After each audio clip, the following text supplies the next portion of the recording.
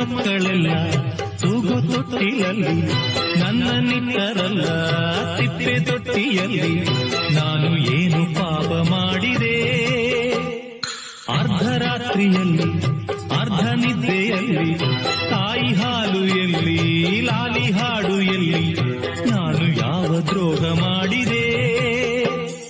ಭೂಮಿಯ ತುಂಬ ಅನಾಥರೆಂಬ ಕೋಟ್ಯಾನು ಕೋಟಿ ಕೂಗು ಇದೆ. ಗ್ರಾಚಾರ ಬರೆಯೋ ಬ್ರಹ್ಮ ನಿನಗೆ ಎಂದೆಂದು ಅವರ ಶಾಪವಿದೆ.